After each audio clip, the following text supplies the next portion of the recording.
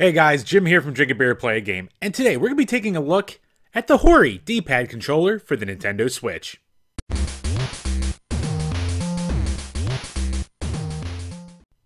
So if you know me, you know that I love my Nintendo Switch, but it does have a big problem, and that is with the Joy-Cons, because what they consider a D-pad, one, isn't exactly a D-pad, and two, kind of sucks. So, the new Switch Lite has an actual D-pad on it, but for us original adopters, we're kind of out of luck. So, a number of companies have been trying to find a way to get around this issue. So, today, we're taking a look at this guy. So, in 2018, Hori, who is known for their third-party controllers, came out with this D-pad controller for the Switch. It is a left Joy-Con, it only works in handheld mode, and it does not have a rumble feature. So, as far as usefulness goes, it's a little on the limited side. But let's break this guy open, see what it's all about, and see if it can solve a big problem with the Switch. Alright, so let's start off with an unboxing as we always do. This is the Breath of the Wild version, and I got this one because it was on clearance for 14 bucks. It's normally 20 bucks, or at least what it came down from, so I think that's a good deal. For whatever reason, the Super Mario one, the Odyssey one, wasn't marked down, so of course we're going to go with this. Flip it around. Nice little look at the design over there. Back of it for this side, whatever. Over here, responsive D-pad for 2D games. For handheld mode only, mode portable uniquement. Why did I read the French? But must be connected to the system, no vibration or motion controls. So there you go. Came out in 2018. Let's take a look at what's inside. And anything else? Padding. Oh, an instruction manual. Alright, so here we go. Have the instruction manual, contains small parts, blah blah blah blah blah. Comes with the Joy-Con and the instruction manual. Important? Nope. Alright, who cares? It's a Joy-Con. Take it out of its wrapping, and yeah, this looks pretty nice. Kind of looks like the left side of that Zelda Edition Wii U. Somewhat of a transparent, translucent kind of plastic. Cool looking. D-pad on initial feel, it doesn't feel bad. It doesn't feel great. Stick feels good. It's very lightweight. And yeah, I mean, it feels okay. Alright, so here's the side-by-side with the normal left Joy-Con. And this definitely feels a lot lighter. As you can see, the capture button is actually a little bit indented. It's a little more raised than it is on the normal controller. So if you're a fan of taking screenshots, this button is actually a lot easier to use. When you flip it on its side, here's something that's weird too.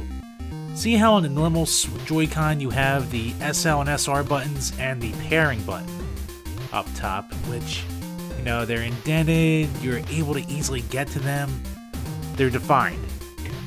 When you look at this controller though, there's no buttons there. There's just plastic where it's supposed to be.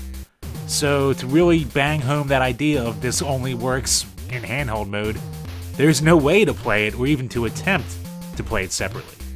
One more thing to note is the fact that the eject button from the unit itself is weirdly raised. So you can see here, see on a normal Joy-Con it's more flush, where it's elevated on this one. If you don't know what I mean, here's the button right here.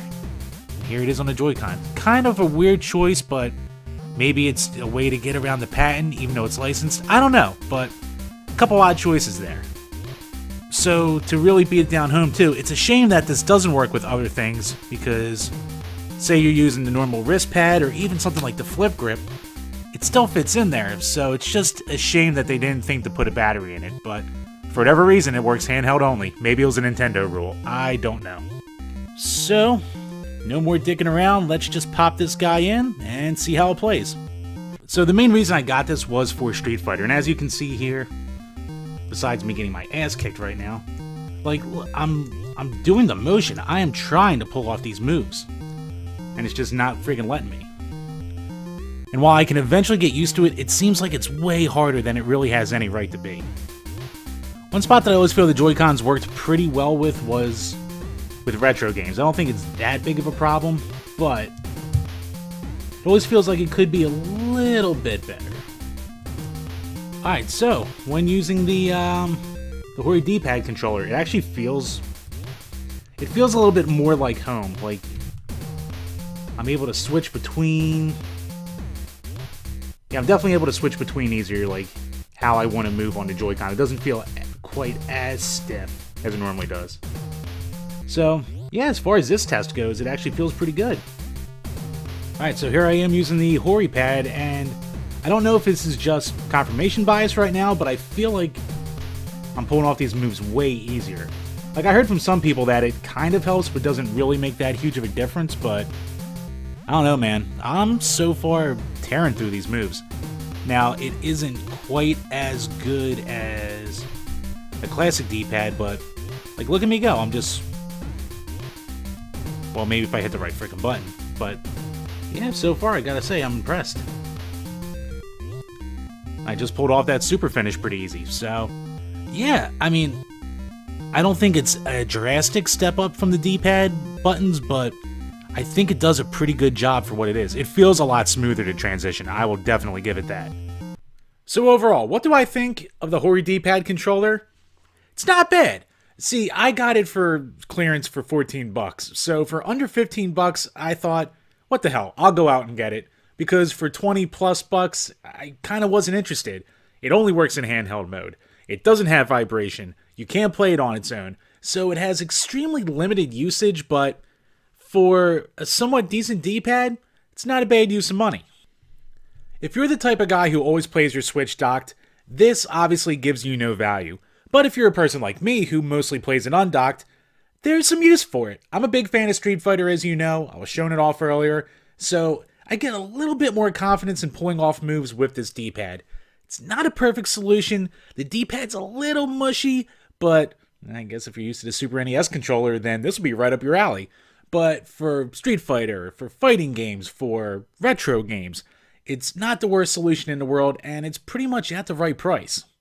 Even if you're not really planning on using it that much, there's a ton of Zelda freaks out there, and let's face it, for 15 bucks, you guys spend more money on way less useful things. So this will probably be right up your alley. Target also had the Super Mario Odyssey version of it, but that wasn't on clearance for whatever reason. So go out there. If you have interest in this, check your Targets in the area. Not all of mine had it. I only found a few that were left. So if you see it and you have interest and you see it on clearance, you might as well pick it up. As always, guys, if you enjoyed this video, make sure to hit that like button. It really helps out the video. Hit the subscribe button if you're new to the page, because we have tons more content. We have more hardware reviews. We have drinking games based on video games. We have our podcast, which is called The Power Hour, which is also on iTunes, and our bread and butter video game reviews.